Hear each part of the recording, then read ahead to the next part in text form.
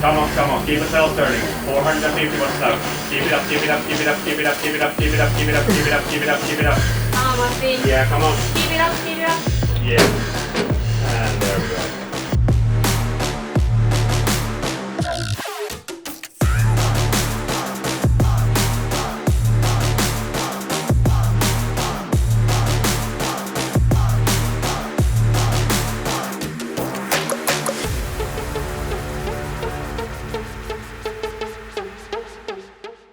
Good morning YouTube, it is day 7 of my 10-day training block of my first Ironman 70.3 training block of the year. It is the 21st of February right now. We're heading to the lab now.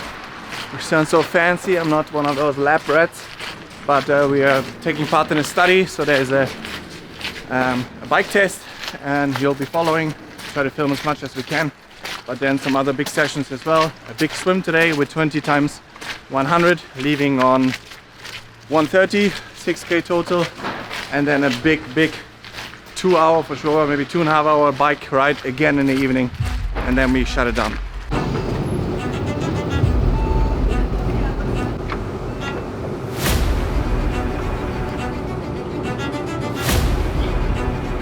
I just had a funny thought, completely unrelated to anything with triathlon. Only the Germans will get it, unfortunately, but there's a lot of German viewers, so because I shave every morning, of course. So from the military time and the unit that was there, they were pretty, I mean, like any military, I guess. But one day I didn't shave so well, just tired and wasn't so clean. So what happened was I was at the breakfast. It's around 500 meters away from where we sleep, and one officer came to me and he said, "Only Germans will get it, unfortunately." I can try to translate it, but it sounds stupid. And he said, "Na Weitz, heute Morgen mit dem Brötchen rasiert." So pretty funny, and then we had exactly 2 minutes to run back, shave, you come back all bloody, sprint back, and yeah, I had to laugh about that one.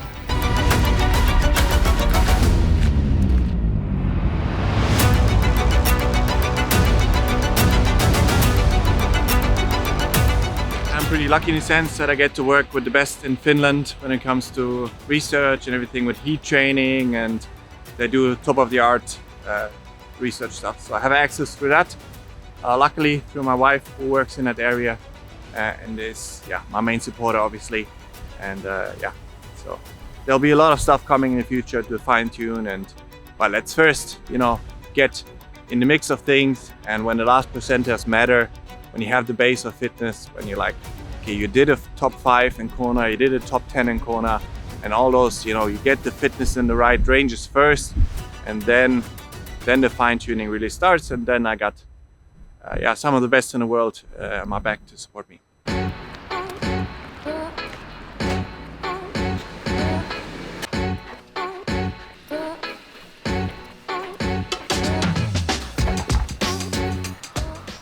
So we just had the EKG, some blood work, and like a body measurement, everything. I think 11% body fat, but still weight is pretty high for me, but that's normal. Body fat get a bit down in next week, probably still with training automatically, but too low is also not good, then you easily get sick, but definitely some room still. I think until the race I can still lose 2-3 kilos, but I'm not forcing it. I think it will come with training. So soon we'll do the testing. It's a bike test. I can't show the protocol or anything like that. It's research, but should be fun, like a max test. The record is 560 watts. Until then it goes, so I'm gonna have a crack at that. Obviously don't know, but I'm gonna do my best. Did you already have the medical? Yeah. Quickly, just once we set up the pedals, you can quickly jump on the bike and just Position. check so for these tests, I'd prefer you to ride on the hoods instead of on the tri bars. Yeah, of course, has to be uniform so testing. We'll try to standardize it for you. Your weight, I think. You really need to have a particularly, you want to have a comfortable, strong position, but you don't need to be aerodynamic. No. But we can probably position this a bit downwards.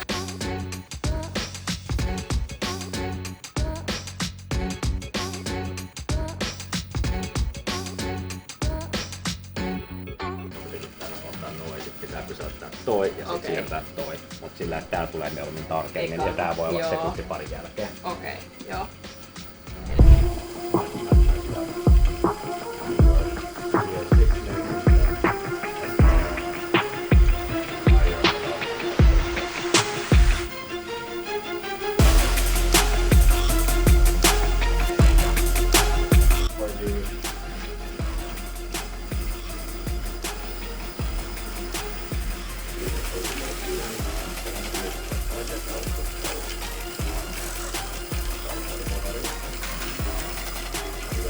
Volume is still now up to almost 150 milliliters, so it's more.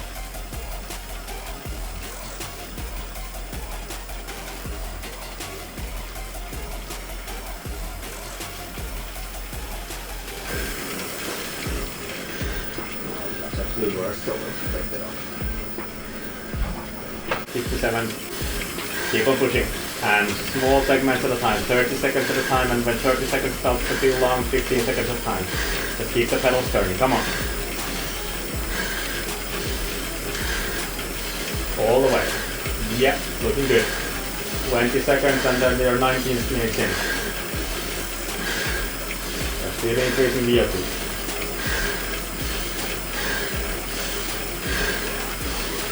Yeah, looking good. Keep on pushing. Alright, 19 minutes done. 430 watts now, keep the pedals turning. And yeah, just a reminder, stay seated as you are, but I forgot to say that during the early part, but yeah, keep on pushing. VO2 is still increasing, we're not seeing a plateau yet, come on.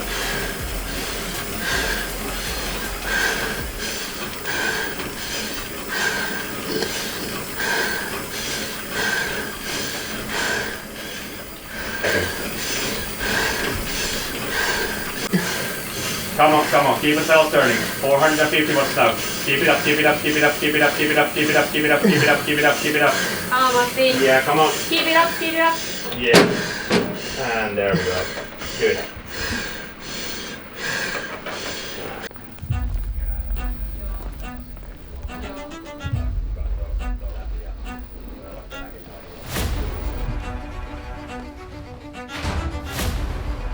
Did the test, maxed out, was kind of like a maximal bike test basically.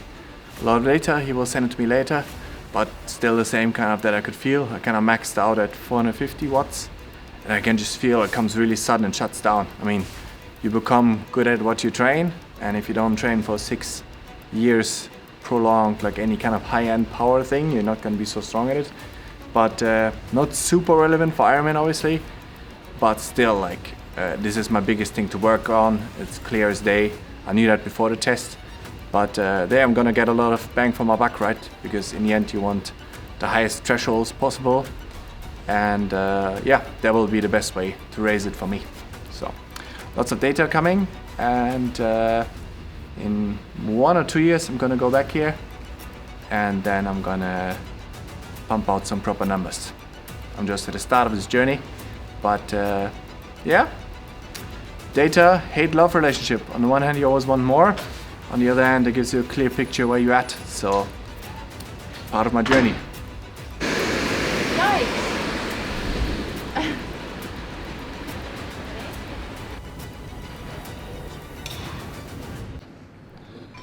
So we're still gonna get all the data, of course, in a document from the researcher. But one thing basically that aligns with what I kind of knew before as well is that you have two limiters, basically the central or like a peripheral.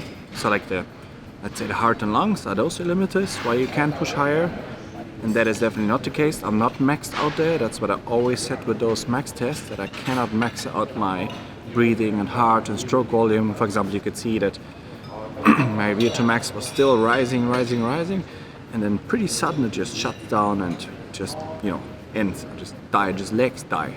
And you kind of think, so it's kind of, yeah, makes sense, right? So one big learning from this takeaway is now actually that I had now once a week still the 2 minutes at this high power, but he really said to really stimulate the aerobic system, have like longer reps now, so 5 times 5 minutes, highest possible watts basically. So have the really strong VO2 max stimulus instead of just 30 seconds and 2 minutes, which I have done in the past. but now it's really all about that. So that's kind of the next big learning from that, to stimulate that side. And of course, it's going to take time, but I know there's a lot of potential left. I can just feel like I'm not maxed out with breathing, it's just my legs. So peripheral, kind of the distance side, shutting down. So that's good news, because yeah, there's a lot of potential left. I can just feel it. Like normally when you come to this rate, when you start to breathe really hard, like in a 10K run, you can kind of extend that period for longer. But I could just tell that it lasts like 2 minutes max, and then it's like legs are gone and done. So it's a bit the peripheral thing that's the main limiter. So that I will fix with those 5 times 5 minutes. It's gonna be absolutely nasty to do that, but we'll do it in the next block. So today the last big sessions, and then 1 day fully off, 2 days active recovery, and then we hit those 5 times 5 minutes. Whew. So what are the main takeaways from the test? I now got some of the results already. The most relevant ones to look at is, for example, the LT1 and LT2. So basically my first threshold, aerobic threshold, is kind of linked to where you burn the most fats, very relevant for Ironman. And then LT2, so like the anaerobic threshold. For the aerobic threshold, LT1, I'm at 300 watts, and that's something I'm very happy about. This is very good. That means at 300 watts, I burn the most amount of fat. So plus minus that range is kind of where my Ironman pace is. This is also where I did the intervals. And one main takeaway is kind of like just confirming, trust your gut feeling. At all times of the year, I can kind of feel where my threshold is at. I can right up tell you within 10 watts, even if I don't do intervals at that range, I can tell you where my threshold is. And that just confirms it. So this is LT1, is 300 watts at this time, and LT2 is at 365 watts, I think more 370 watts. Again, also where I thought it would be, exactly almost. Of course, this test is not 100% accurate in a way, because I arrived today with basically sore muscles to the touch, because of the training I'm in. So it was on one hand for the research project for my wife, of course also to get some data for myself, and it was really interesting, especially for the future, to have tests there. I can check with them every 3 months, something like that, and otherwise have things here that I'm doing, of course, with testing and training. There you see a lot of data and all those things. That was really interesting, actually, something we chatted through as well. He's a really good advisor. That's something I'm going to use a lot more in the future. He has a lot of experience, not just because there are physiologists out there that are really good in the science, but are there also ones that know the training science and do train people and like know the effect of things. For example, when it comes to physiology and all those things, he's obviously way ahead of me, which is what you want. You want people who are way better than you in an area, and then consult with them, check with them in, and see, okay, what can I learn from them? For example, one thing, I also did 30-30s in the past, and he said, for example, because I thought about, the point was, okay, from a muscular perspective, you can get a highest watt percentage over time because it's more rest. But when it comes to actually a physiological one, for example, 40-20s, which I also tried once, are better for me, but even better than those short reps are for me right now. And that's gonna be changing for this block. For the next one is I'm gonna have longer intervals to really stress the aerobic systems. So 5 times 5 minutes, highest possible watts basically. So I still suck at this stuff. Like I said, 5-6 years you don't do it, you just become bad at it. On the other hand, my aerobic system is doing pretty well, like pretty good for this point. So yeah, and the first steps are definitely get the watts per kilogram, which are still very relevant.